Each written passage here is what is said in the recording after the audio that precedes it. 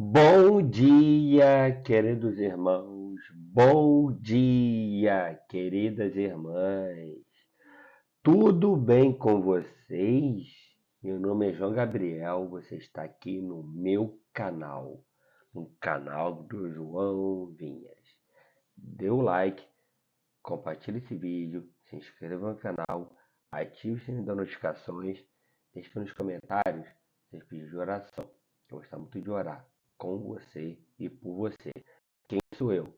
Meu nome é João Gabriel, tenho 30 anos, sou autista nível de esporte 1, tricolor de coração e, acima de tudo, um cristão verdadeiro, tá? Porque é importante deixar o like. Se deixando o like, o YouTube recomenda esse vídeo para mais pessoas. Compartilhe esse vídeo nos seus grupos de WhatsApp, grupos de trabalho, grupos de família, grupos de amigos. Espalhe esse vídeo para geral aí. A gente atinge logo a marca de 1.000 inscritos aqui no canal. Tudo bem? Vamos para a nossa devocional de hoje. Vamos lá. Vamos lá para a nossa devocional. Que não, deixa eu ver aqui. Vamos para a nossa devocional. Juízes capítulos 2 e 3. Juízes capítulos 2 e 3. Vamos lá.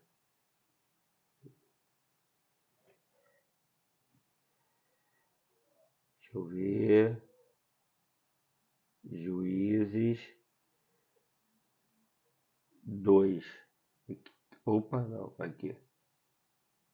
Juízes 2 e 3. Venha comigo.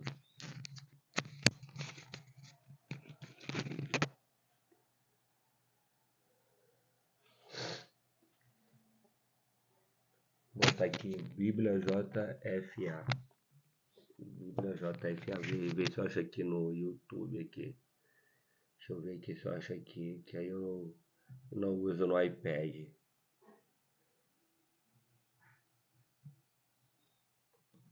Juízes 2. Deixa eu ver aqui se eu acho.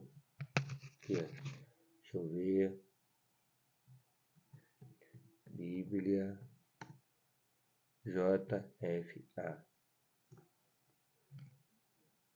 Aqui.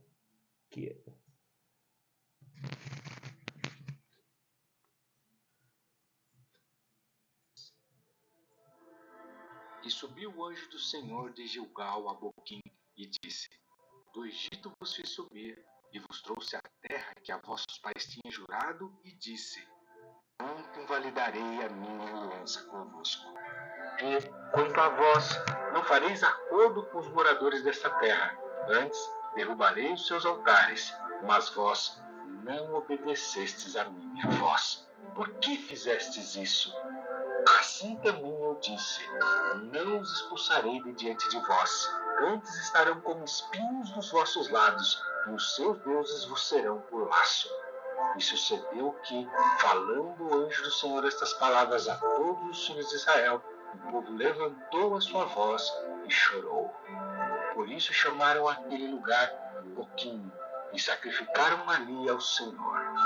E, havendo Josué despedido o povo, foram-se os filhos de Israel, cada um a sua herança, para possuírem a terra. E serviu o povo ao Senhor todos os dias de Josué, e todos os dias dos anciãos, que ainda sobreviveram depois de Josué, e viram toda aquela grande obra do Senhor que fizera a Israel.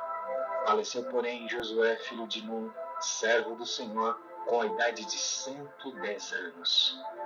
E sepultaram-no no termo de sua herança, em Timnat-Heres, no monte de Efraim, para o norte do monte de Gaás. E foi também congregada toda aquela geração a seus pais, e outra geração após ela se levantou, e não conheceu o Senhor, nem tampouco a obra que ele fizera a Israel. Então fizeram os filhos de Israel o que era mau aos olhos do Senhor, e serviram aos Baalins.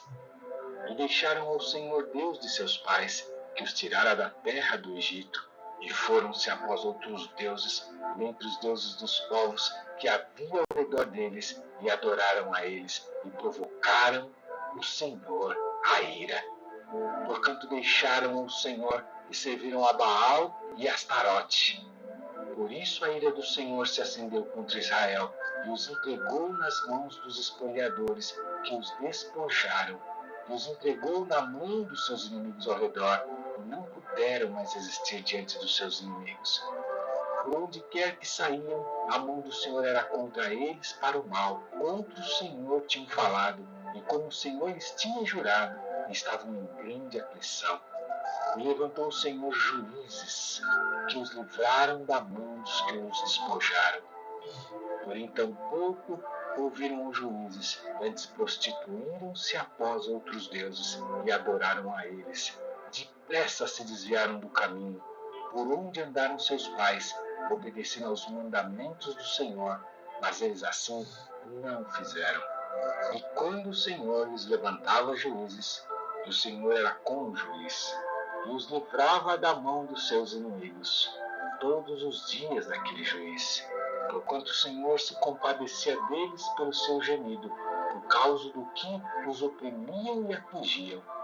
Porém sucedia que, falecendo o juiz, reincidiam e se corrompiam, mais do que seus pais, andando após outros deuses, servindo-os e adorando-os, não deixavam das suas obras, nem do seu obstinado caminho.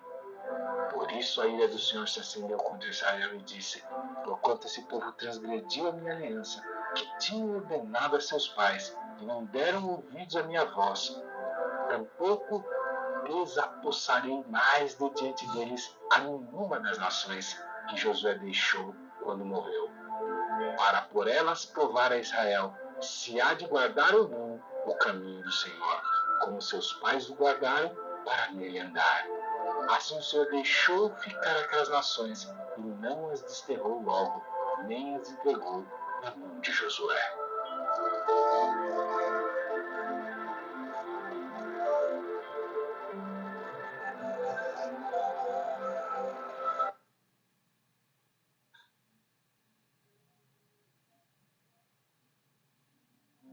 Juízes capítulo 3.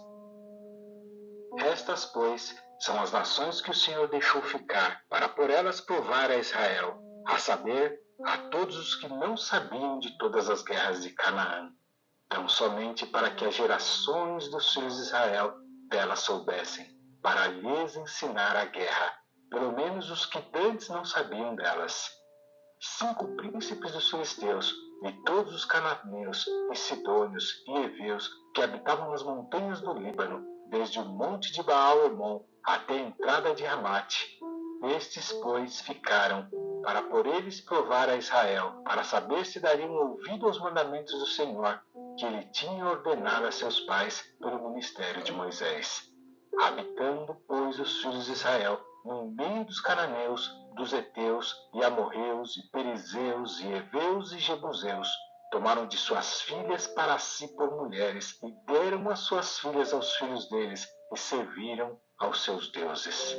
E os filhos de Israel fizeram o que era mal aos olhos do Senhor, e se esqueceram do Senhor seu Deus, e serviram aos Baalins e a Astarote.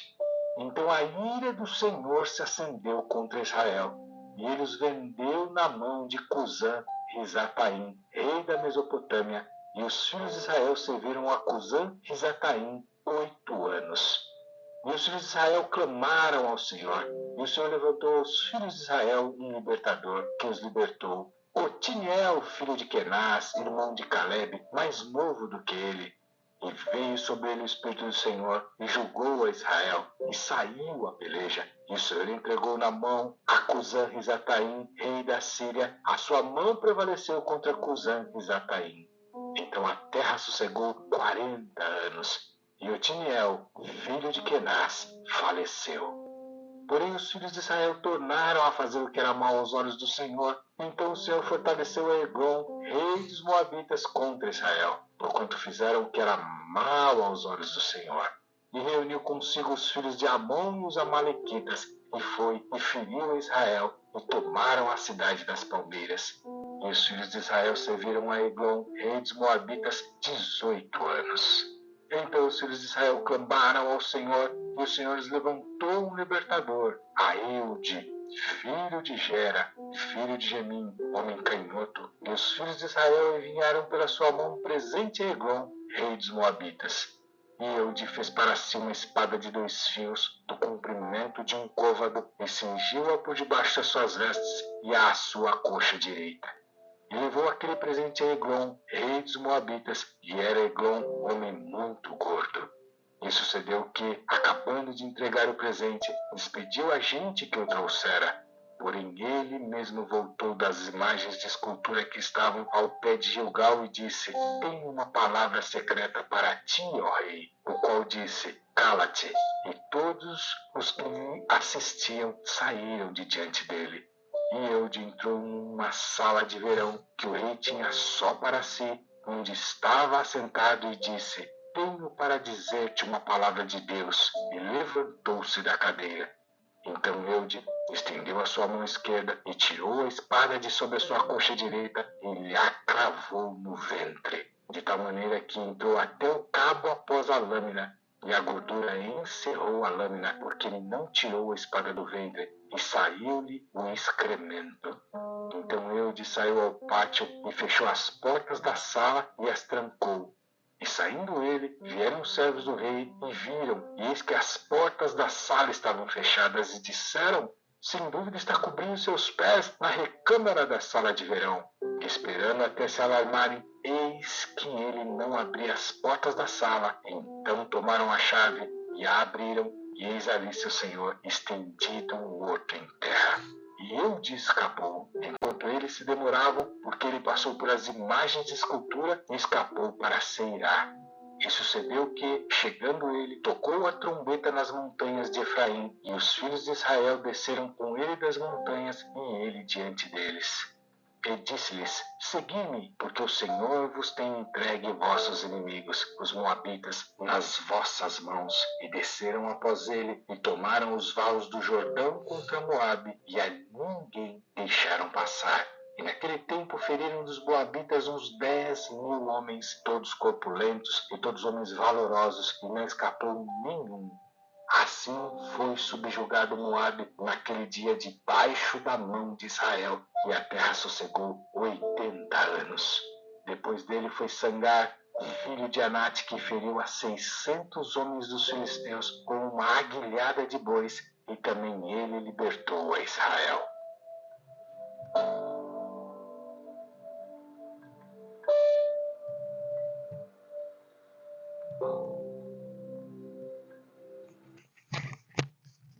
Agora a gente vai para o devocional da Jennifer Costa. Viva de modo confiante no Senhor.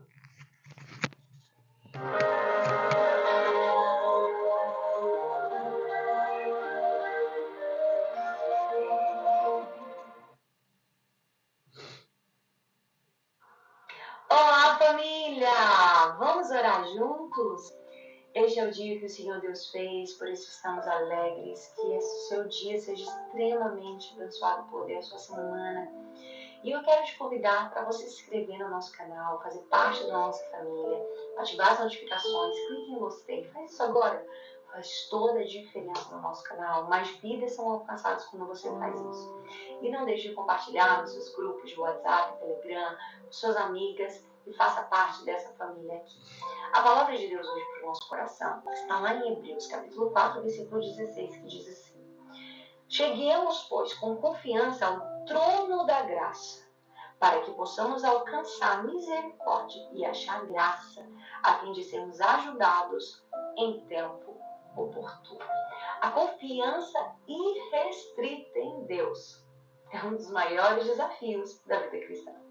A Bíblia vai nos mostrar que para a gente viver de modo confiante no Senhor, independente das circunstâncias, independente do cenário, mas que muitas vezes somos tentados a desistir, caímos em desânimo, nos sentimos frustrados, incapazes de permanecer firmes no propósito nos momentos difíceis. E isso tudo faz parte da nossa peregrinação. E o autor do livro de Hebreus, ele destaca que na epístola escrita durante o período, foi um período de intensa perseguição à comunidade cristã. São maravilhosas promessas associadas à confiança em Deus. Ele começa dizendo assim: chegamos, pois, com confiança por meio de Cristo. Ou seja, nós temos acesso direto ao trono de Deus por meio de Jesus Cristo, do sacrifício que ele fez por nós na cruz do Calvário. Ele abriu o caminho, ele possibilitou que esse caminho fosse aberto. E somente ele, através dele, podemos nos chegar ao Pai. Ele disse em João 14,6, eu sou o caminho, a verdade e a vida. Ninguém vem ao Pai senão por mim. Ele é o caminho. Ah, tem muitos caminhos que nos levam a Deus. Não tem não. Só existe um caminho, que é Jesus Cristo. Ah, eu posso ir em qualquer lugar que eu encontro a Deus. Não, só existe um, Jesus Cristo. E ele fala, chegar com confiança ao trono da graça. Muitos creem em Deus, mas dele se aproximam com desconfiança. O que aprendemos aqui é que a Bíblia diz que a nossa aproximação, ela deve ser movida por fé e interesse de coração. Não cheguemos a ele, ao trono, chegamos com confiança ao trono da graça. A confiança guarda a relação com o conhecimento sobre a outra pessoa com quem nos relacionamos. Por exemplo, acaso você confiaria seus bens ou a administração dos seus negócios a uma pessoa desconhecida que lhe oferecesse uma boa proposta? Claro que não. Você precisa ter relacionamento com aquela pessoa para gerar confiança.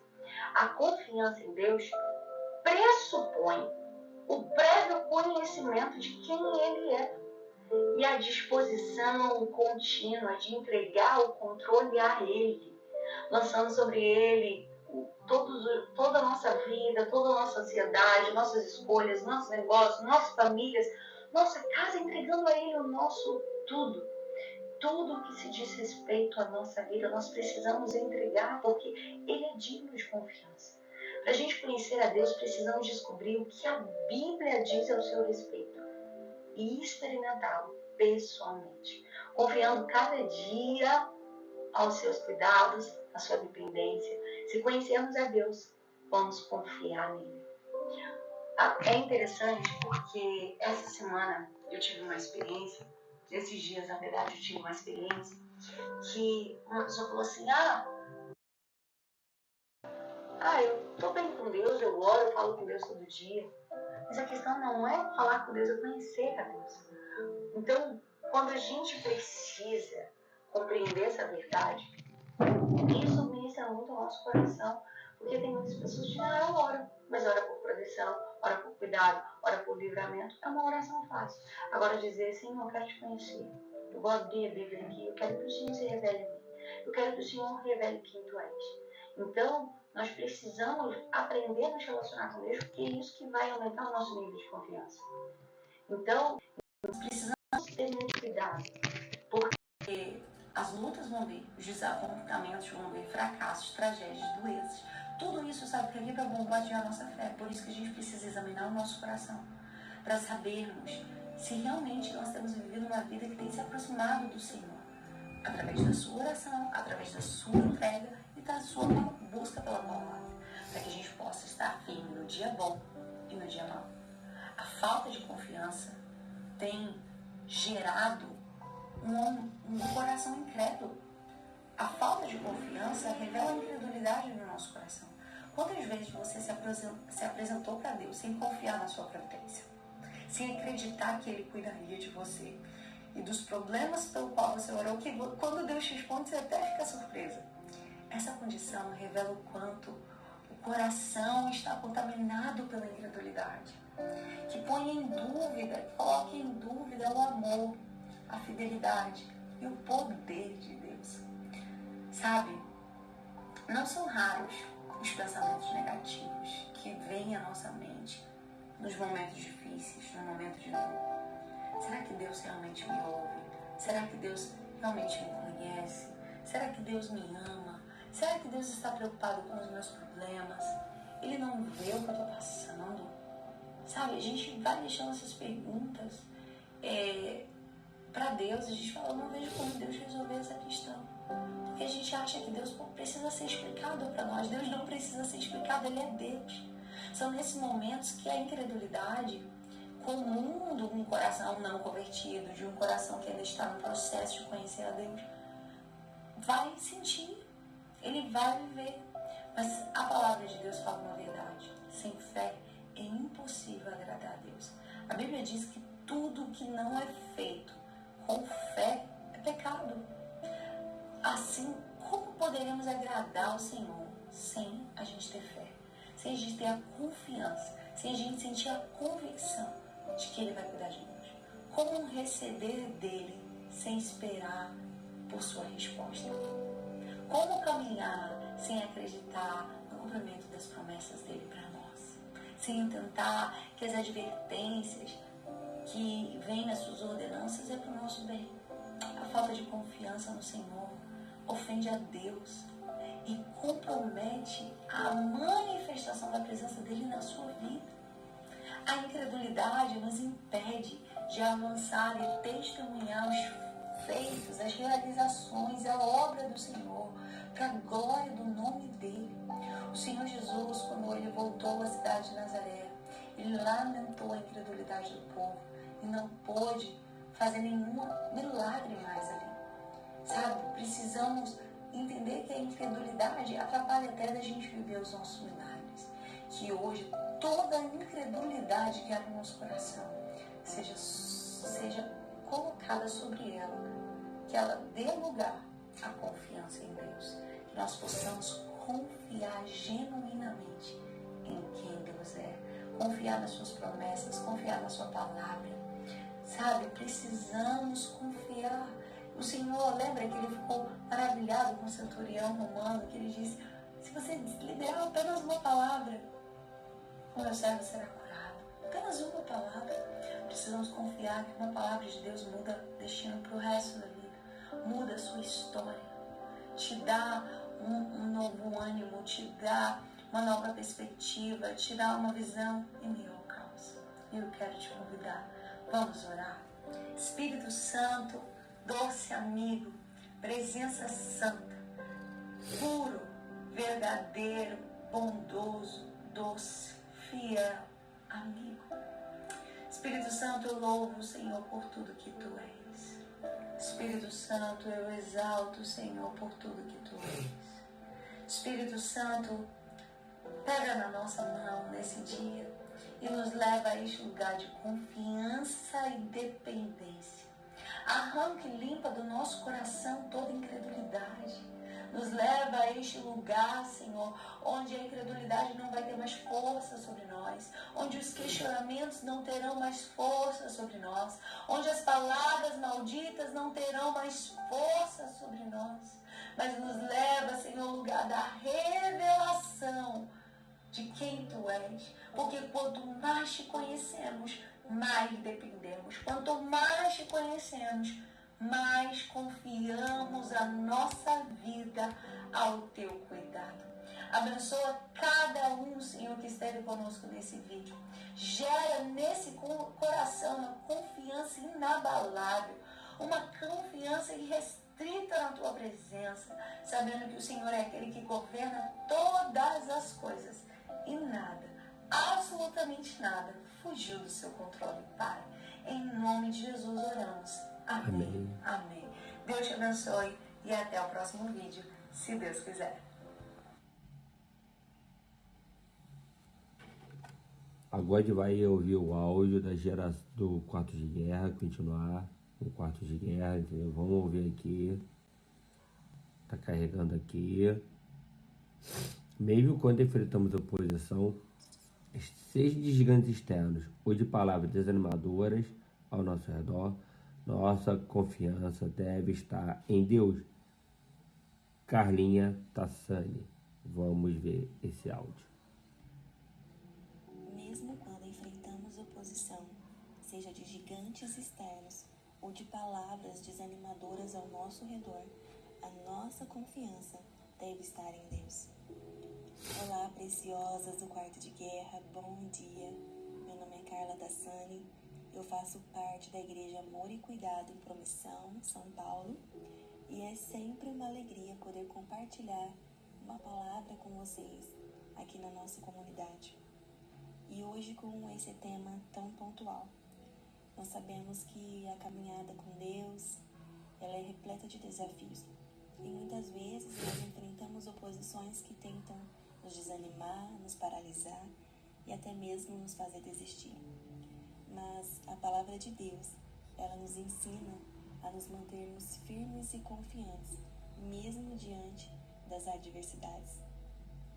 E quando eu penso nesse tema sobre oposição, eu me lembro de Davi. E eu quero ler com vocês 1 Samuel 17. Eu vou ler do versículo 17 ao 42. É um pouco extenso, mas abra sua Bíblia e leia essa palavra com atenção.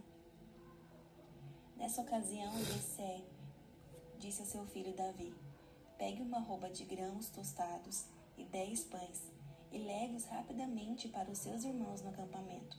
Leve também estes 10 queijos ao comandante da unidade deles.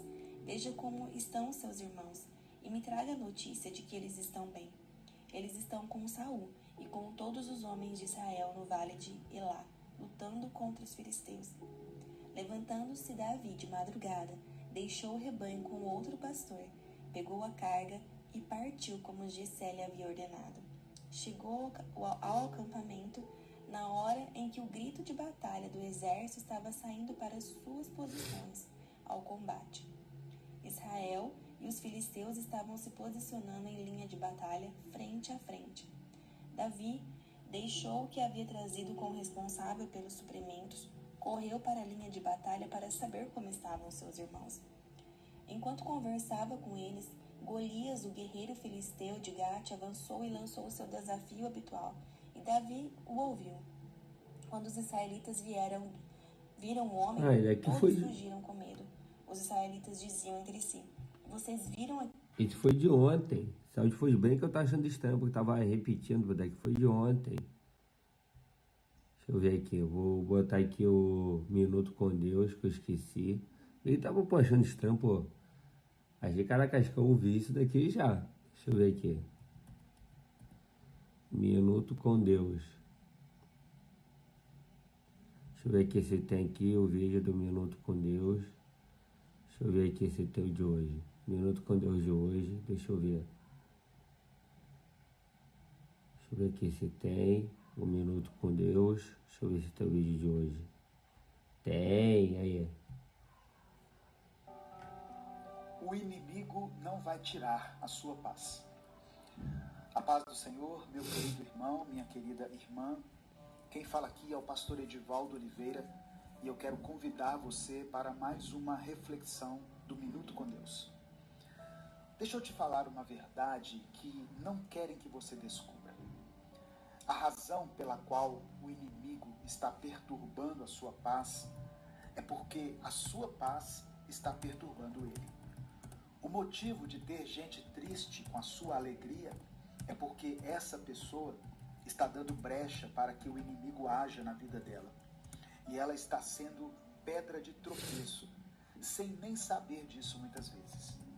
Eu te convido hoje a não desistir e a manter os seus olhos fixos no Senhor, pois Ele continua ao seu lado e Ele quer te ver vivendo uma vida de paz, sem a perturbação do inimigo.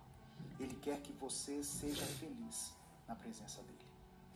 Nós vivemos em um mundo onde muitas vezes a nossa paz é ameaçada por forças externas e internas. Essas forças podem vir na forma de problemas, tribulações ou até mesmo pessoas que, de forma consciente ou inconsciente, acabam se tornando instrumentos de perturbação. É importante lembrar que essas perturbações muitas vezes vêm porque estamos vivendo de acordo com a vontade de Deus. O inimigo não se preocupa com aqueles que estão confortáveis no pecado, mas se incomoda profundamente com quem vive na paz e na alegria do Senhor. Antes de continuar, eu queria pedir que você dê o like no vídeo. O seu like nos ajuda a alcançar milhares de pessoas. Se você está chegando aqui hoje, Seja bem-vindo, seja bem-vinda. Conte com as nossas orações, sempre. Se inscreva aqui no canal e ative o sininho das notificações, porque assim você vai ser avisado toda vez que eu postar um vídeo novo. Se você quiser apoiar esse ministério, seja membro do canal. No final da mensagem, eu quero orar por você. Por isso, coloque aqui o seu pedido de oração. E escreva pela fé a seguinte declaração: Deus protege a minha vida. Escreva isso. Deus protege a minha vida. Salmos 34, versículo 14, está escrito: Afaste-se do mal e faça o bem. Busque a paz com perseverança. Isso significa que nós devemos buscar a paz constantemente, mesmo em meio às adversidades. O inimigo tenta nos desestabilizar, porque ele sabe que quando nós estamos em paz, nós somos mais fortes e mais capazes de cumprir o propósito que Deus tem para nossas vidas. Quando enfrentamos desafios, é muito importante lembrar que nós não caminhamos sozinhos. Deus está conosco em cada passo que nós damos pelo caminho. Ele é quem nos fortalece, Ele nos sustenta. Não importa o quão difícil a sua situação esteja, Deus pode te ajudar. Para manter essa paz, é importante cultivar uma vida de oração constante. Quem ora mais, tem mais paz no coração. Sabe por quê? Porque não apenas nos conecta com Deus, mas também fortalece a nossa fé. Nos ajuda a permanecer firme no meio das adversidades. A oração é uma ferramenta poderosa no mundo espiritual que nos ajuda a manter a calma, o equilíbrio e a confiança em meio às tempestades da vida. Outra coisa importante para que você mantenha a paz é meditar na palavra de Deus. A Bíblia, irmãos, é uma fonte inesgotável de sabedoria, de conforto e de conhecimento. Quando nós dedicamos tempo para ler, para refletir nas Escrituras, nós vamos encontrar ali orientação e nós vamos também renovar a nossa esperança. A palavra de Deus nos lembra das promessas dele e por isso nós recebemos a força necessária para enfrentar os desafios diários. Além disso, nós precisamos confiar plenamente em Deus.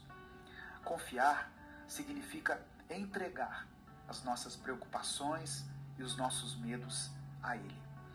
Tem pessoas que oram, que refletem na palavra, mas que não conseguem descansar, não conseguem confiar no Senhor. Mas você precisa se conscientizar que Deus é fiel, Ele é capaz de cuidar de todas as nossas necessidades. Quando nós confiamos em Deus, nós experimentamos uma paz que excede todo o entendimento.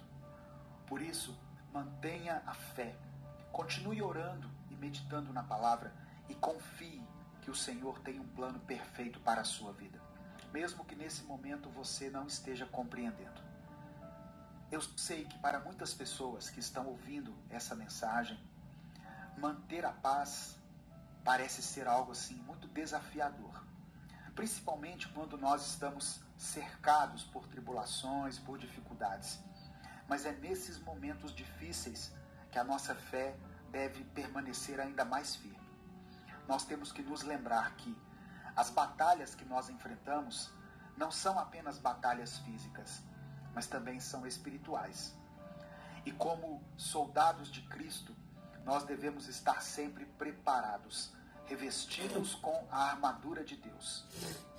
A paz é uma das armas mais poderosas que nós temos, porque ela desarma o inimigo e fortalece o nosso espírito. Meu querido irmão, minha querida irmã, não permita que nada e nem ninguém roube a paz que o Senhor te deu. Ela é um presente divino e deve ser guardada com muito zelo. Outro aspecto importante a considerarmos aqui é a comunhão com os irmãos na fé. Muitas vezes Deus usa pessoas para nos abençoar e nos ajudar a manter a paz. Por isso, em momentos de dificuldade, não se isole. Busque a companhia de outros irmãos, de outras irmãs. Compartilhe suas lutas, ore junto com alguém. A união faz a força e juntos nós somos mais fortes contra as investidas do inimigo. Lembre-se do que Jesus disse: onde estiverem 2 ou 3 reunidos em meu nome, ali eu estou no meio deles. Há poder na oração coletiva, na oração de concordância e na união dos irmãos. Para que a paz seja mantida no seu coração, também é essencial praticar o perdão. Muitas vezes a nossa paz é roubada porque guardamos ressentimentos e mágoas no nosso coração. Mas o perdão liberta e traz cura para a nossa alma. Jesus nos ensinou a perdoar 70 vezes 7, ou seja, infinitamente. Não permita que a falta de perdão roube a sua paz. Perdoe aquele que te ofendeu. Entregue tudo nas mãos de Deus. Ele é justo e fiel para cuidar de cada situação. E por último, mas não menos importante, tenha um coração grato. A gratidão transforma a nossa perspectiva e nos ajuda a focar nas bênçãos, ao invés de focar nos problemas. Quando nós somos gratos, nós estamos reconhecendo a bondade de Deus em nossas vidas, e isso enche o nosso coração de paz. Faça da gratidão um hábito diário. Já levante da sua cama pensando: pelo que eu posso agradecer a Deus hoje? Pela minha vida, pela minha família, pelo meu trabalho, pelo meu alimento, pela minha saúde. Agradeça a Deus por tudo, até mesmo pelos desafios, pois eles nos fazem crescer e nos aproximam mais do Senhor. Amém? Nesse momento eu quero orar por você. Senhor, meu Deus e meu Pai, te agradecemos pela tua presença constante em nossas vidas. Eu peço, meu Deus, que a tua paz, que excede todo o entendimento, a paz que muitas vezes é incompreensível para o mundo, essa paz possa guardar os nossos corações e mentes em Cristo Jesus. Ajuda-nos, Senhor, a manter os nossos olhos fixos em Ti, mesmo em meio às tempestades da vida. Fortalece a nossa fé e nos dê a coragem para enfrentar os desafios que temos pela frente. Que possamos continuar confiando em Ti, entregando as nossas preocupações em Tuas mãos. Eu peço que o Senhor abençoe cada pessoa, cada irmã, cada irmão, cada família que for alcançada por essa palavra. Que todos possam sentir a Tua presença de maneira palpável em suas vidas. Leva conforto, Senhor, aos corações aflitos. Transmita cura para aqueles que enfrentam enfermidades. Dê provisão para os necessitados. Eu peço a Ti, Senhor, nesse momento, especialmente pelos nossos irmãos lá do Sul, que estão reconstruindo as suas vidas. Que o Senhor renove a força, o vigor, a saúde, que o Senhor providencie os recursos necessários para que cada família atingida pelas enchentes, pelas devastações, possa ser reerguida e que eles possam experimentar o melhor tempo de suas vidas a partir de agora. Eu coloco diante do Senhor cada pedido de oração que está sendo mencionado aqui nos comentários. O Senhor conhece cada coração, cada necessidade. O Senhor vê cada lágrima que é derramada, Pai. Que o Teu Espírito visite cada lar, cada família. Que o Senhor dê as respostas que essa pessoa tem buscado. Providencie solução e conceda o milagre para aqueles que têm clamado a Ti. Que a Tua vontade seja feita na vida de cada um e que a Tua paz reine soberana em nossos corações. Abençoa, meu Pai, cada família, cada casamento, cada filho.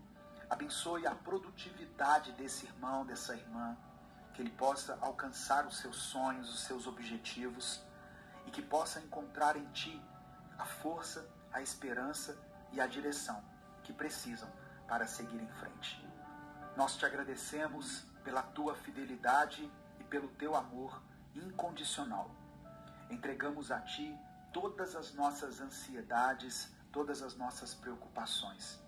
E cremos que o Senhor está no controle de todas as coisas.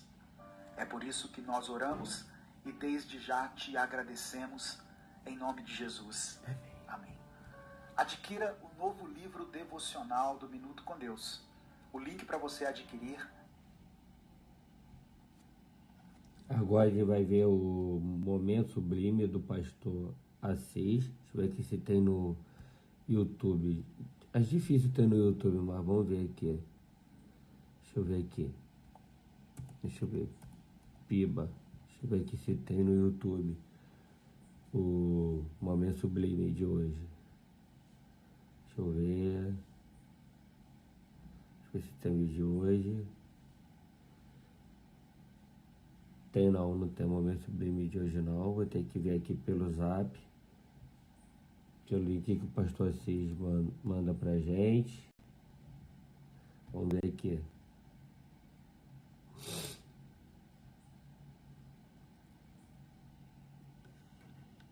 Bom dia, prezados irmãos, queridos amigos, irmãos em Cristo Jesus. Estamos juntos mais uma vez nessa manhã. Sejam bem-vindos ao nosso Momento Sublime. Que Deus possa abençoar grandemente a sua vida hoje, tá? Hoje eu quero trazer uma palavra para aquelas pessoas que vivem na dependência de Deus. Pessoas que creem em Deus e não somente creem em Deus, mas obedecem a Deus. Andam na presença de Deus. Se relacionam com Deus. Conversam com Deus. Estudam a palavra de Deus constantemente.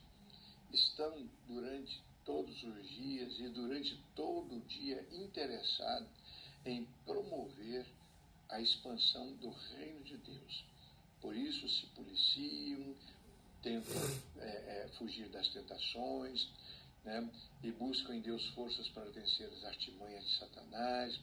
E essas pessoas estão sempre vigiando e orando para não entrar em tentação. E por isso são pessoas mais vitoriosas, são pessoas que estão recebendo de Deus cuidados especiais.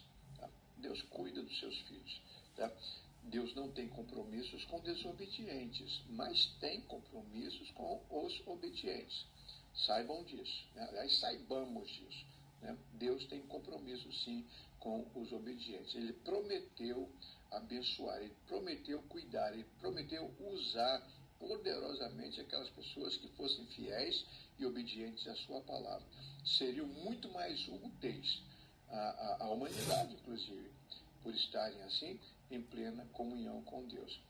Então, o mundo está para conhecer, o mundo está ainda para conhecer o que Deus pode fazer através de uma pessoa, através de um grupo de pessoas salvas, através de uma igreja, né, eficiente, dedicada a Ele. Ainda está para conhecer, porque Deus é maravilhoso e Ele pode fazer muito mais. E Ele promete fazer muito mais. Então, lá no livro de Deuteronômio, no capítulo 11, versículo 24, nós temos uma palavra de Deus dada a Israel naquele tempo. Israel era o povo de Deus na face da terra. Representava Deus, era o povo de Israel que anunciava ao mundo os planos de Deus e o anúncio da vinda do Messias para salvar a humanidade. Seria através daquele povo que Deus se revelaria. Jesus Cristo seria um israelita, um judeu, e foi. Então, naquele tempo, Deus usava a nação de Israel. Hoje ele usa a igreja. Hoje ele se revela ao mundo através da igreja. A igreja de Cristo. Está na Bíblia isso. Tá? Mas quando ele usava lá o povo de Israel, ele disse palavras que se aplicam à igreja hoje.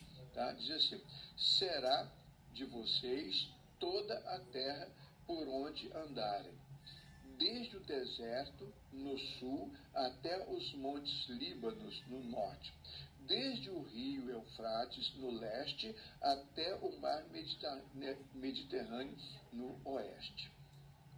Simples assim. Ele disse: olha, né, vocês saíram da escravidão do Egito e agora vocês estão indo, né, Deus está transportando vocês para a terra prometida e lá eu vou estabelecer vocês. E vocês vão conquistar aquelas terras. Vocês serão donos daquela terra. Onde vocês botarem a planta do pé será de vocês. Eu decidi isso, eu planejei isso. E vocês vão prosperar ali, enquanto vocês permanecerem fiéis, enquanto vocês permanecerem andando nos meus caminhos. Esta promessa vale para a igreja de Cristo hoje, tá? Então eu chego à conclusão que eu posso dizer, como um israelita podia dizer naquela época, diante dessa promessa de Deus: eu conquistarei aquilo que o Senhor colocar diante de mim para ser conquistado. É verdade, não é teologia da prosperidade, não, senhores. É uma promessa de Deus. Onde você chegar e a sua presença vai representar a presença de Cristo. Você já pensou? As suas palavras serão usadas pelo Espírito Santo de Deus. Então, se você for obediente, totalmente dependente a Ele, você será bênção. Coisas extraordinárias serão feitas por você. Pessoas serão abençoadas. A Bíblia diz que quando José foi levado lá para o Egito, né, ele abençoou a casa do patrão dele, do dono dele. A presença dele ali abençoou a casa toda. De tal maneira que quando você entregou tudo nas mãos dele, você é o meu administrador, você é o meu mordomo-mor, né? Porque tudo que José botava a mão para fazer dava certo. Isso vale para mim e para você também, meu amado, minha amada. É importante a gente saber disso, né? Então, um verdadeiro cristão, um jovem cristão, quando ele chega na universidade, ele chega lá para ser bênção. É para influenciar, não para ser influenciado. Então, nós não temos preocupação com isso, com os nossos filhos. Oramos por eles, sabemos que eles estão indo para o olho do furacão, que eles vão ser muito pressionados, mas são crentes, são filhos de Deus, foram educados na palavra, ensinados na palavra, e lá eles serão bênçãos. E quando eles se formarem, eles voltarão para as suas bases, trazendo experiências vividas lá. Tá? Então, eu creio nisso. Né? Sobre políticos, por exemplo, cristãos que entram para a política, tem gente que não pode, porque a política corrompe, né? O poder corrompe. Quem é crente cristão fiel não se corrompe, o Espírito Santo não permite. Vai dar bom testemunho lá. Se melhores homens e melhores mulheres entrassem para a política seria melhor. Seria melhor. Essas pessoas deveriam estar lá, sim. Porque se uma pessoa honesta for eleita para um cargo público, significa que um corrupto não vai ocupar aquele cargo durante a permanência dessa pessoa ali. Por que os corruptos estão dominando esses lugares? Porque as pessoas de bem não estão lá. Não estão lá. Porque se estivessem lá, não haveria espaço para outros, para corrupção. Então, sim, cristão pode participar da política, sim, ser cristão e ser político, ser um funcionário público, trabalhar, ser honesto, fazer aquilo para o qual foi eleito fazer, que é o bem-estar da comunidade, tomar decisões que beneficiem o povo. Isso é possível? É possível. Então, nós precisamos tomar essa decisão como cristãos, né? Assumir a nossa posição de influência e influenciar, entender, vou conquistar aquilo que o Senhor colocar diante de mim para ser conquistado, com o desejo de glorificar a Deus e abençoar as pessoas que eu quero abençoar. Pense nisso, ore por isso, isso é possível, está no nosso alcance. Querido Pai, tenha misericórdia, pois, de cada um de nós e desperta os teus filhos para essa realidade. Mostra, Senhor, a cada um de nós o que o Senhor planeja para nós e para o mundo ao nosso redor. Mostra-nos isso. É através da influência do cristão que o Evangelho avança pelo poder do Espírito Santo, que usa o cristão fiel. Pai amado, muito obrigado por essa possibilidade. E usa-nos. Em nome de Jesus. Amém. Amém, amados? Temos todos um bom dia. Agora a gente vai ver o devocionário de John Stott, a Bíblia toda, o ano todo. Só vou prender aqui o microfone aqui na roupa. Aqui. A Bíblia toda, o ano todo aqui. Devocionário aqui de John Stott. Meditações diárias de Gênesis Apocalipse. O destino de Satanás. O diabo foi lançado no lago de fogo que arde com enxofre, onde já haviam sido lançados a besta e o falso profeta. Apocalipse 20, 10. Vamos ler, vamos ouvir o áudio desse capítulo de Apocalipse, capítulo 20. Vou botar aqui Apocalipse 20, Bíblia JFA. Aqui é Apocalipse 20. Apocalipse capítulo 20. E vi descer do céu um anjo que tinha a chave do abismo e uma grande cadeia na sua mão. Ele prendeu o dragão, a antiga serpente, que é o diabo e Satanás, e amarrou-o por 1000 anos. E lançou-o no abismo e ali o encerrou, e pôs selo sobre ele para que não mais se engane as nações, até que os 1000 anos se acabem. E depois disto, importa que seja solto por um pouco de tempo. E vi tronos, e assentaram-se sobre eles, e foi-lhes dado o poder de julgar. E vi as almas daqueles que foram degolados pelo testemunho de Jesus e pela palavra de Deus, e que não adoraram a besta, nem a sua imagem, e não receberam o sinal em suas testas, nem em suas mãos. E viveram e reinaram com Cristo durante 1000 anos. Mas os outros mortos não reviveram, até que os 1000 anos se acabaram. Esta é a primeira ressurreição. Bem-aventurado e santo aquele que tem parte na primeira ressurreição. Sobre estes não tem poder a segunda morte, mas serão sacerdotes de Deus e de Cristo, e reinarão com ele 1000 anos. E acabando-se os 1000 anos, Satanás será solto da sua prisão, e sairá a enganar as nações que estão sobre os 4 cantos da terra, Gog e Magog, cujo número é como a areia do mar, para as ajuntar em batalha. E subiram sobre a largura da terra, e cercaram o arraial dos santos e a cidade amada. E de Deus desceu fogo do céu e os devorou. E o diabo que os enganava foi lançado no lago de fogo e enxofre, onde estão a besta e o falso profeta, e de dia e de noite serão atormentados para todo o sempre. E vi um grande trono branco, e o que estava sentado sobre ele, de cuja presença fugiu a terra e o céu, e não se achou lugar para eles. E vi os mortos, pequenos e grandes, que estavam diante de Deus, e abriram-se os livros. E abriu-se outro livro, que é o da vida. E os mortos foram julgados pelas coisas que estavam escritas nos livros, segundo as suas obras. E deu o mar os mortos que nele havia, e a morte e o inferno deram os mortos que neles havia, e foram julgados cada um segundo as suas obras. E a morte e o inferno foram lançados no lago de fogo. Esta é a segunda morte. E aquele que não foi achado escrito no livro da vida foi lançado no lago de fogo.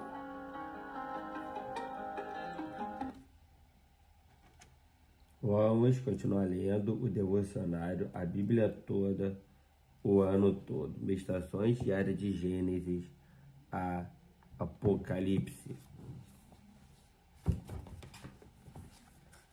Apocalipse 20 se divide naturalmente em 3 partes: o milênio, versos 1 a 6, a batalha final, versos 7 a 10, e o juízo final, versos 11 a 15.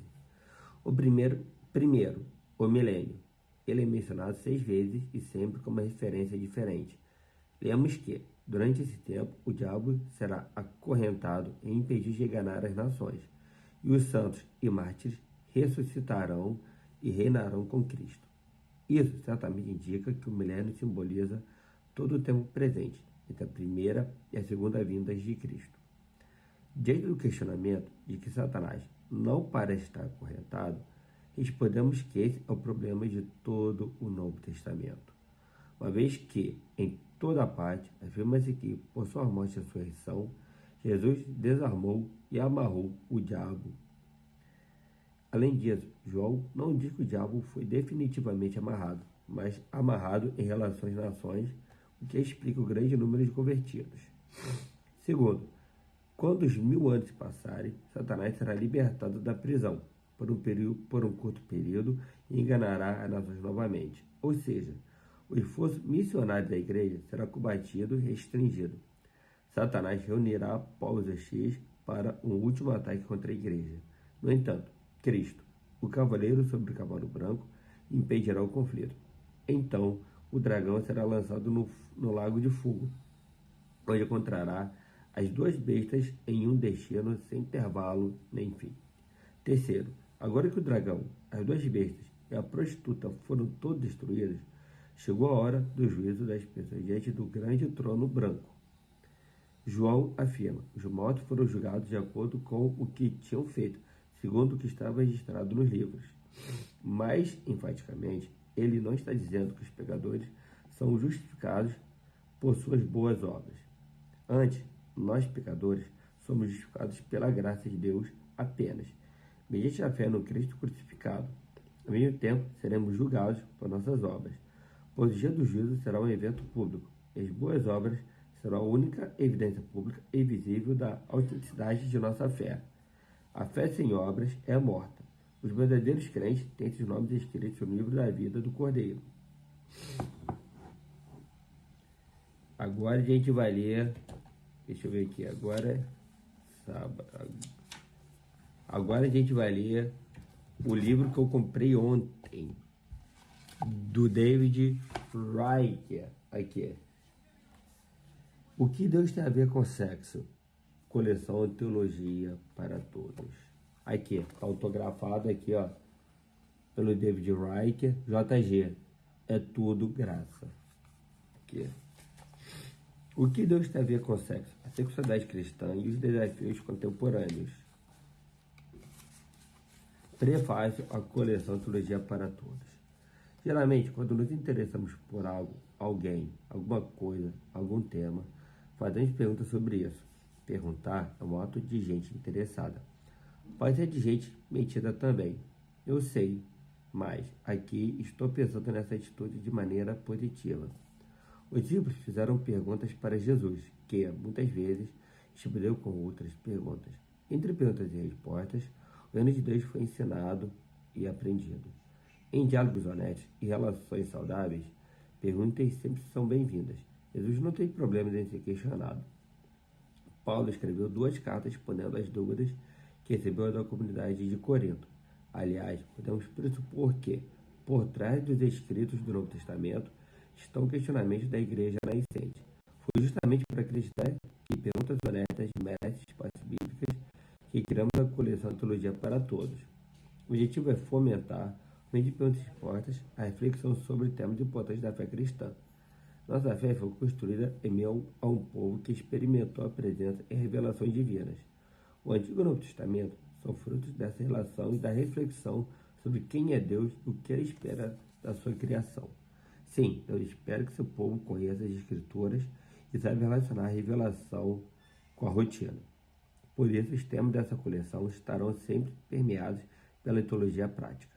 A ideia central de cada livro é responder a uma pergunta ou inquietação da igreja brasileira, ao mesmo tempo que ensina princípios básicos da doutrina cristã. Pelo tamanho do livro que você tem em mãos, fica evidente a intenção de que ele seja apenas uma introdução ao assunto da capa. Contudo, os autores e as autoras se esforçaram ao máximo para entregar, de forma sintética e clara, aquilo que é fundamental saber sobre a pergunta que gerou o livro. Para aprender mais, consulte as referências bibliográficas citadas nas notas de rodapé ao longo de cada obra. Ao estudar as fontes que os autores usaram, você pode ir mais longe. Esperamos profundamente que este livro e todos os demais da coleção Teologia para Todos inspirem você a viver a fé evangélica de maneira mais sóbria, a fim de que, se alguém lhes perguntar a respeito de sua esperança, sejam sempre preparados para explicá-la. 1 Pedro 3,15. Rodrigo Bibo. autor do best-seller O Deus que Constrói Sonhos, criador do Bibotalk da EBT, Escola Bibotalk de Teologia, casado com Alexandre e pai de Milena e do Calhau. Introdução. Sexualidade é o que temos para hoje. A igreja está preparada? Amor é cristão, sexo é pagão, de uma das músicas mais famosas da Rita Lee. Essa é a maneira que a artista retrata a relação entre o ato sexual e o Deus cristão. Claramente, ela era refém do velho dualismo que separa a realidade entre coisas essencialmente divinas e coisas essencialmente pagãs, não divinas. Não surpreende observar isso em uma artista não cristã, porém posso garantir que tal equívoco também é um problema dentro de nossas igrejas. Esse raciocínio nos leva a menosprezar, demonizar e negligenciar o bom ensino a respeito da sexualidade. De fato, a ignorância gera o medo, e o medo retroalimenta a ignorância sobre o assunto. Frequentemente, apostamos no silêncio ou nas explicações mirabolantes que não dão ao tema a consistência teológica necessária.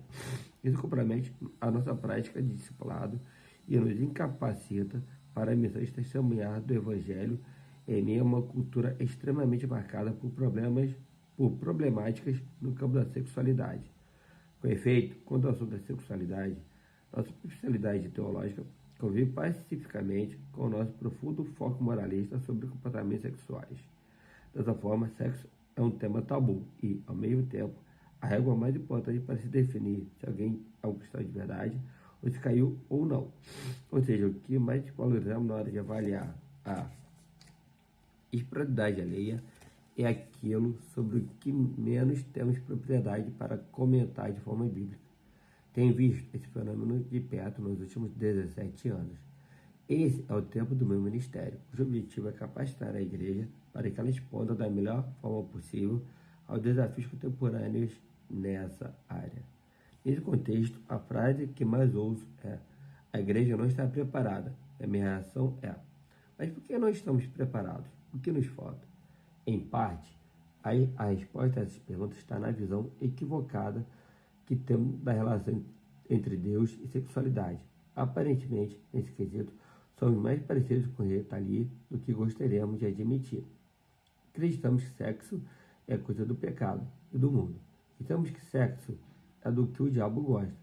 Acreditamos que, para agradar a Deus, precisamos negar e reprimir cada afeto e desejo sexual. Não sabemos distinguir práticas sexuais de atrações sexuais. E não conseguimos enxergar a beleza de Deus expressa em cada centímetro de nossos corpos sexuados, de nossas almas famintas por intimidade. A Bíblia explica a sexualidade explica a Bíblia.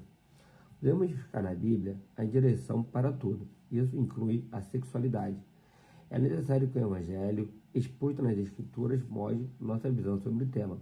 Porém, é necessário ir além. A sexualidade também explica a essência da fé bíblica. A narrativa das Escrituras não fala apenas sobre um Deus que veio para perdoar nossos pecados e nos livrar do inferno, por mais maravilhoso que isso seja. Ela também relata que ele veio se tornar uma só carne conosco, de modo que desfrutássemos uma interminável troca de amor. De fato, o livro de Apocalipse chama a concretização do sinal de casamento do Cordeiro. Por isso, em toda a Bíblia, a noite de Deus com seu povo é descrita em termos de matrimônio. Nas palavras de Christopher West, podemos resumir toda a Escritura Sagrada com 5 palavras simples, porém estarrecedoras. Deus quer se casar conosco, e aqui a ideia de casamento está intimamente ligada à sexualidade, o que explicarei mais adiante. Assim, para nos preparar melhor diante de um mundo que tem jogado a sexualidade na lama do mal, da violência e do pecado, precisamos nos munir da verdade. Sexualidade, bem compreendida, fala sobre Deus e ilustra sua história de amor pela humanidade. Este livro tem o propósito de ajudar você a entender de que forma o próprio Deus é a origem e o fim da sexualidade humana. Essa é a base para a nossa santificação, pois aquele que nos criou é o meio que nos recria segundo a imagem do seu Filho. Evidentemente, esta é uma introdução que não esgota o tema, mas que fornece uma ferramenta de ensino para a igreja, aprofundando-se nos principais debates atuais que tratam no dia a dia das igrejas. O que é sexualidade? Qual é a importância da união de gêneros diferentes? Como lidar com as atrações homoafetivas? Como as situações podem ser vencidas? Como glorificar a Deus sem cair na lógica das meras listas de comportamentos proibidos versus permitidos? E como nossos hábitos sexuais podem ser transformados se revisarmos os amores do nosso coração? Espero que todos compreendam que este tema não é opcional, periférico ou superficial.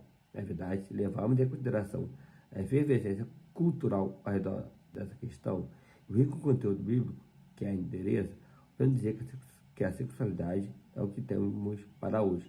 Igreja, é a hora de se preparar. Capítulo 1. A sexualidade e sua origem não é sobre nós.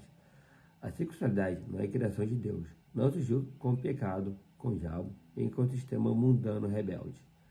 Esse fato nos coloca a gente de uma verdade fundamental. A sexualidade tem um autor bendito que se expressa por meio de corpos e almas. Assim, não é mera construção social ou um acidente do acaso, tampouco uma contingência da existência. Pelo contrário, a sexualidade bíblica fala sobre um Criador que, a partir do nada, fez tudo o que existe e no final disse que era muito bom.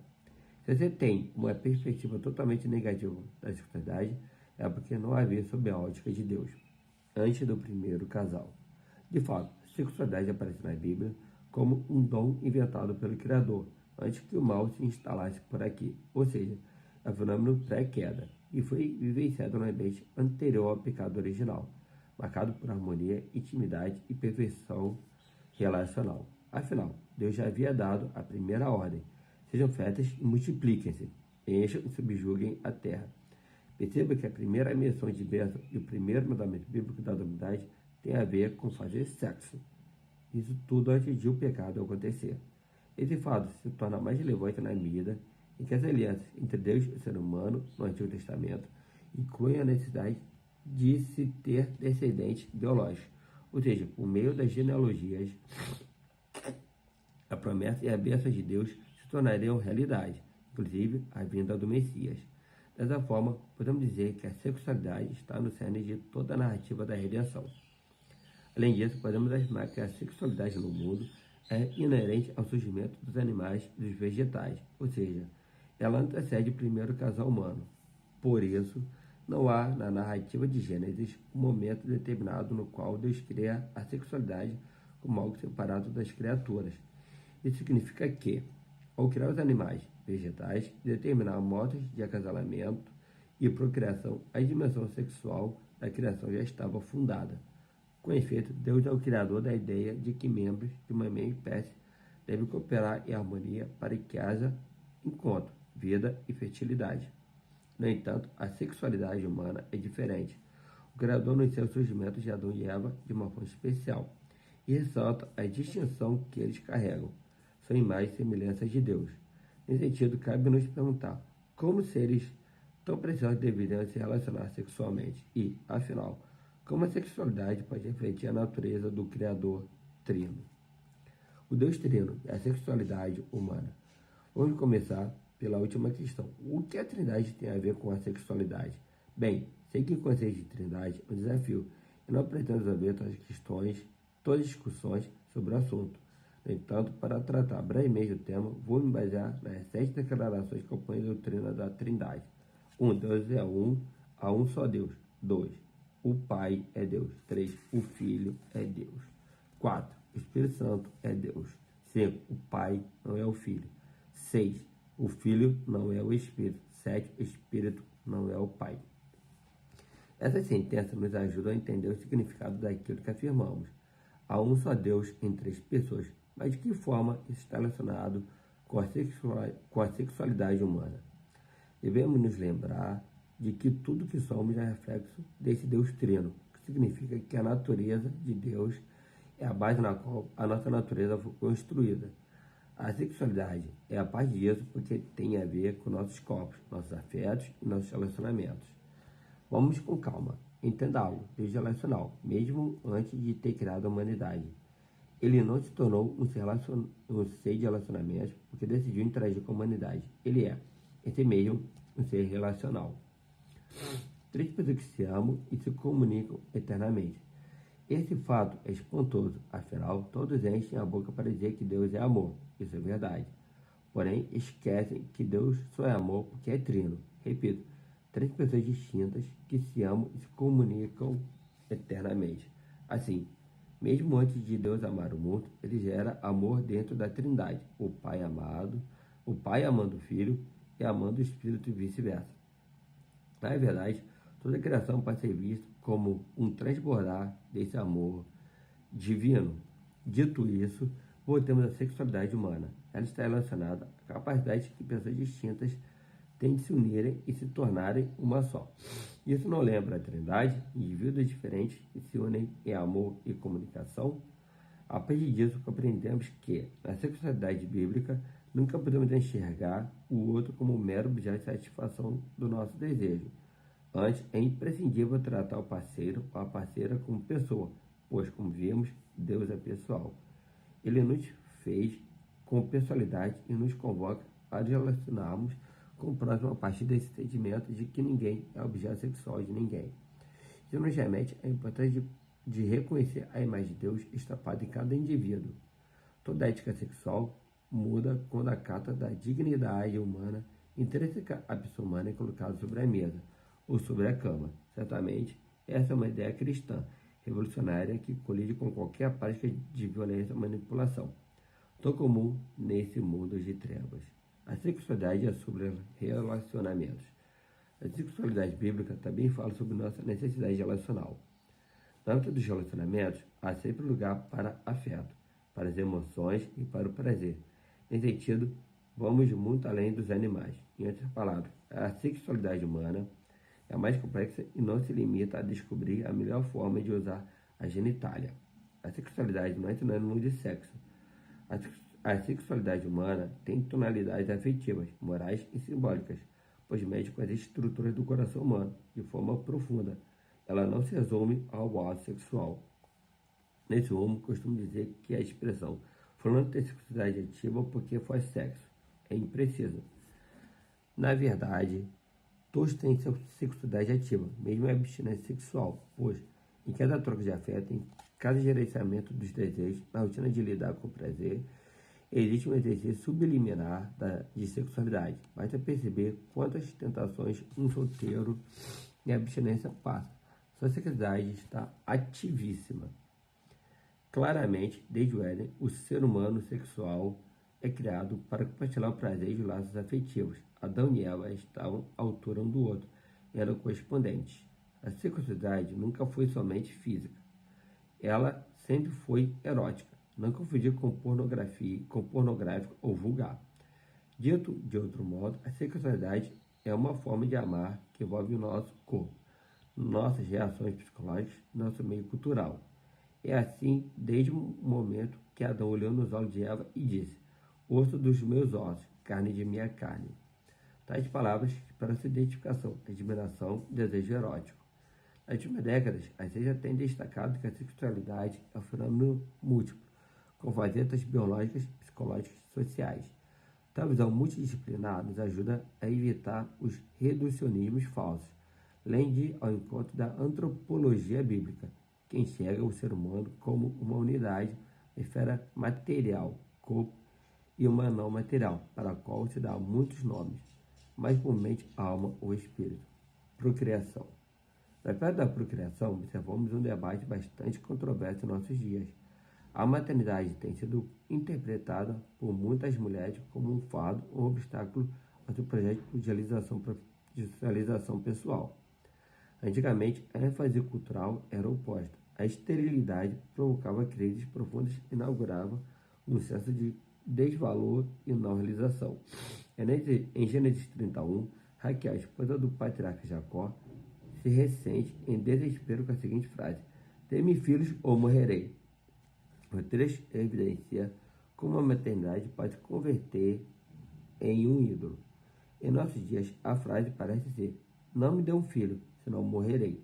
Essa reversão ao papel tradicional de procriadora também pode nos fazer idólatras de outros projetos de vida. Obviamente, ninguém é obrigado a ter filhos, e quando a procriação ocorre, os homens são tão responsáveis pelo cuidado da prole quanto as mulheres. Porém, não podemos deixar de celebrar a geração de vida como uma vocação divina e bendita. Uma vocação à naturalidade, à natalidade, isto é, colocar uma novidade no mundo, um ser humano único e irrepetível que dará sua contribuição à existência humana compartilhada. Pelo portal da sexualidade, a vida multiplica, condição necessária para que o mandamento de dominar a terra fosse cumprido, como está claro em Gênesis 1, 28. Enfim, novos indivíduos gerados poderão conhecer Deus e a eternidade. Em resumo, a sexualidade é uma dimensão humana criada por Deus, na qual os seres humanos administram afetos, desejos e prazer, no contexto da procriação e dos relacionamentos. Criada por Deus, administrada por seres humanos. Isso nos coloca diante da primeira pergunta que fizemos anteriormente. Como seres humanos deveriam se relacionar sexualmente? Dito de outra forma, como estamos administrando o patrimônio sexual que Deus nos entregou? É evidente que uma coisa boa, quando mais administrada, pode nos causar muitos problemas. Isso não prova que a coisa em si seja má, mas sim que há uma incompetência na administração do bem. Sobre isso costumo repetir: não preciso de maldições para nos dar mal, basta as bênçãos mal administradas. Por exemplo, se você recebeu hoje uma bolada de $1 bilhão, não necessariamente se tornaria uma pessoa melhor. Isso não se deve ao fato de que $1 bilhão seja uma coisa má em si, mas para o dinheiro beneficiá-lo, você precisará fazer uma boa administração dele.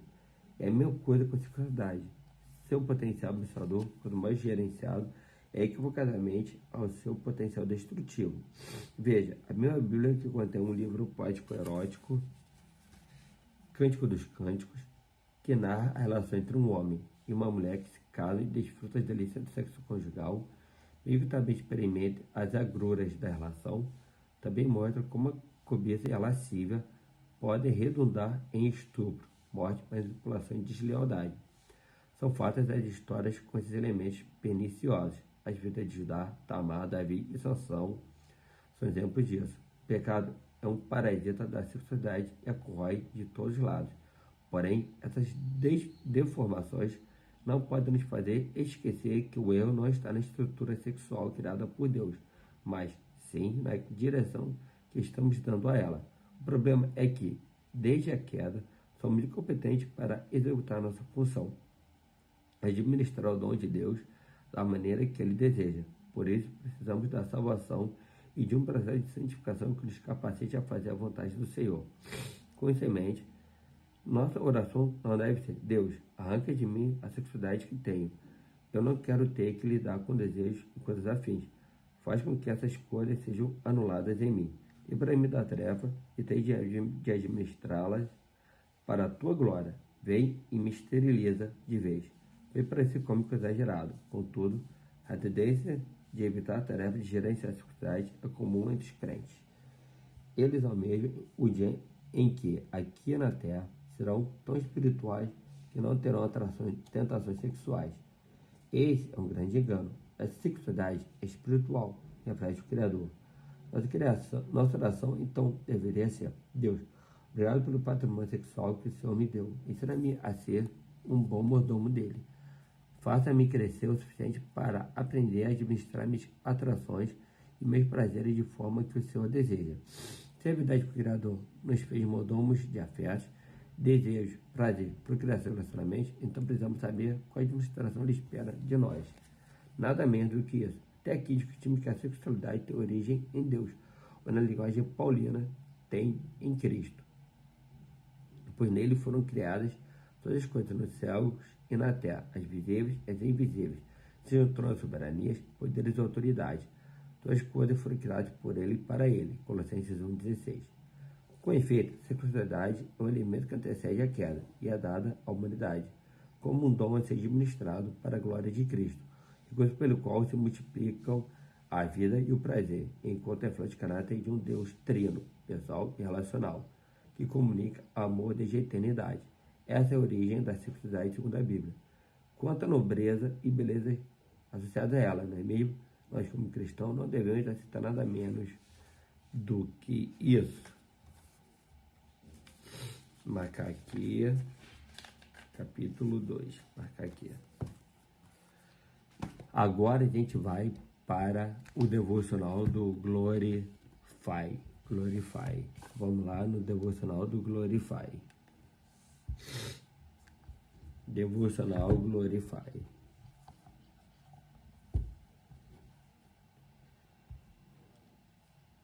Guerreiro do fim de semana. Faz devocional diário durante o fim de semana para ganhar gotas d'água extra.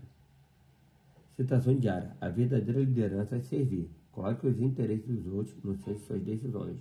John Maxwell.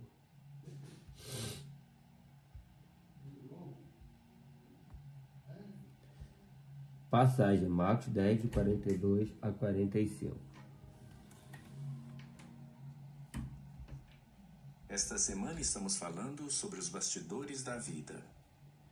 A passagem de hoje é Marcos capítulo 10, versículos de 42 a 45. Servir sem tirar selfies. Jesus os chamou e disse: Vocês sabem que aqueles que são considerados governantes das nações as dominam, e as pessoas importantes exercem poder sobre elas. Não será assim entre vocês. Ao contrário, quem quiser tornar-se importante entre vocês, deverá ser servo. E quem quiser ser o primeiro, deverá ser escravo de todos. Pois nem mesmo o Filho do Homem veio para ser servido, mas para servir e dar sua vida em resgate por muitos.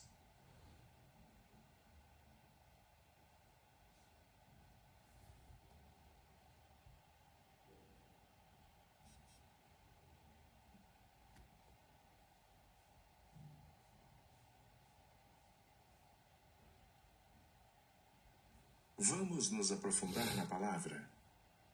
Quando Jesus encontra seus discípulos disputando posições em Marcos 10, ele os repreende severamente. Jesus lhes diz que o reino de Deus é completamente oposto aos costumes do mundo. Se você quiser ser grande, deve assumir o papel de servo. Aqui vai uma pergunta. Quando foi a última vez que você tirou uma selfie? Pesquisas estimam que mais de 92 milhões de selfies são tiradas todos os dias. Mais de 95% dos jovens adultos já tiraram uma selfie e mais de 50% da geração milenial já publicou uma selfie pelo menos uma vez. As pessoas passam em média 54 horas por ano ou 7 minutos por dia tirando selfies. Veja bem, 7 minutos por dia. Isso é muita coisa.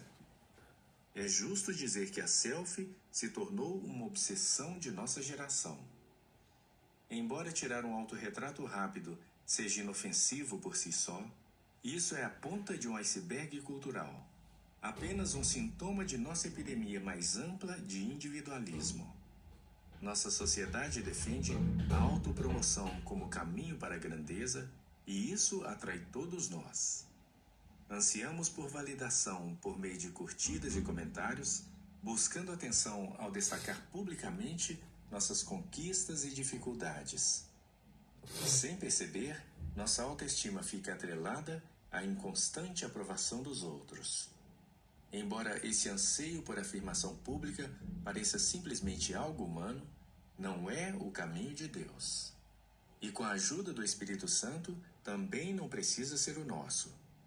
A verdadeira grandeza, ensina Jesus, não é encontrada em milhares de seguidores nas mídias sociais, mas no serviço aos outros em humildade.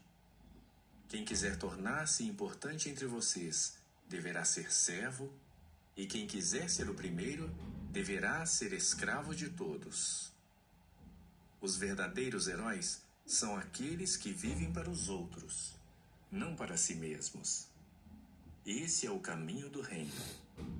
O autor Thomas Tarrant escreve o seguinte: os cristãos só podem alcançar a grandeza se primeiro redefinirem a grandeza em termos de servir aos outros, não apenas a si mesmos. Talvez essa seja a redefinição que você precisa hoje.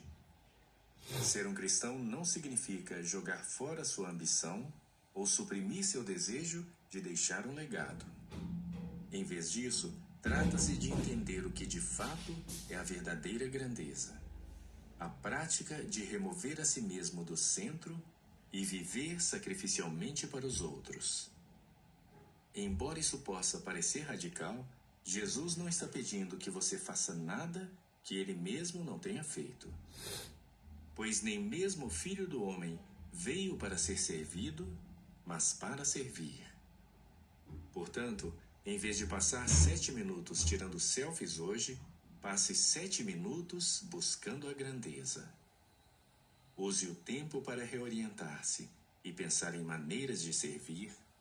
Comemore o sucesso de outra pessoa.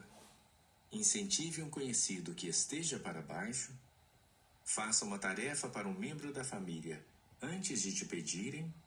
Aproveite uma oportunidade para ser generoso. As palavras de Cristo são claras. Uma vida divina e impactante envolve viver como um servo, não como uma celebridade. Significa fazer o esforço do amor sem correr atrás do crédito. Ao colocar isso em prática, a plenitude de viver em obediência ao caminho do Senhor encherá seu coração.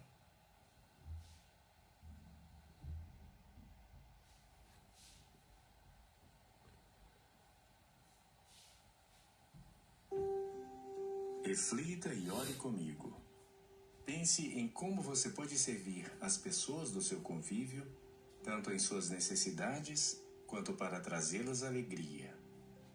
O prazer e a naturalidade em servir aos outros virá com a prática. Então, comece hoje.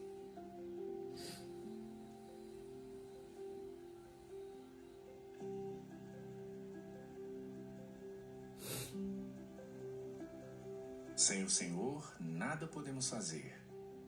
Portanto, fale com o Espírito Santo neste momento e peça que Ele te auxilie no propósito de seguir o exemplo de Jesus e viver como servo. Ore pedindo para Deus transformar sua mente e moldar seu coração segundo a sua santa palavra.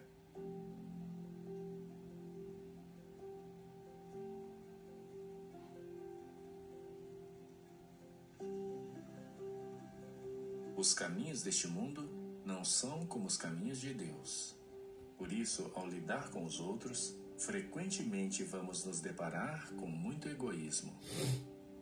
Peça a Deus para que você tenha paciência e misericórdia das pessoas ao agirem assim, e que seu exemplo seja uma luz que possa atraí-las para o Senhor.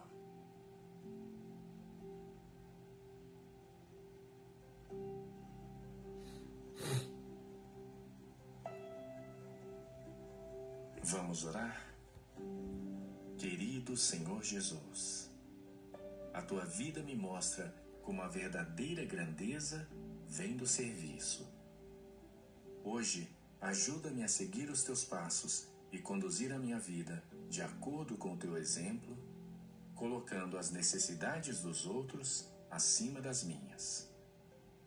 Dê-me forças para resistir à nossa cultura individualista e renova em mim um coração ardente para servir. Em nome de Jesus. Amém.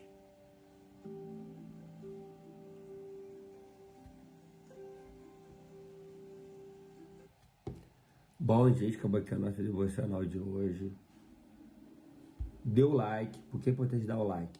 Quanto mais gente dê o like, o algoritmo do YouTube muda e esse vídeo é difundido para mais pessoas. Compartilhe esse vídeo nos grupos de WhatsApp. Quem tem Telegram, divulga também esse vídeo no Telegram. Se inscreva no canal para a gente atingir logo a marca de 1000 inscritos. E deixe aqui nos comentários pedir oração, que eu gosto muito de orar com você, e ative o sininho das notificações. Só assim você vai ser avisado pelo YouTube quando eu gravar vídeos novos aqui no canal. Valeu? Meu nome é Gabriel, sou formado em Educação Física, pós-graduado em Libras e autista nível 1. Valeu, até a próxima. Tchau, tchau. Fui!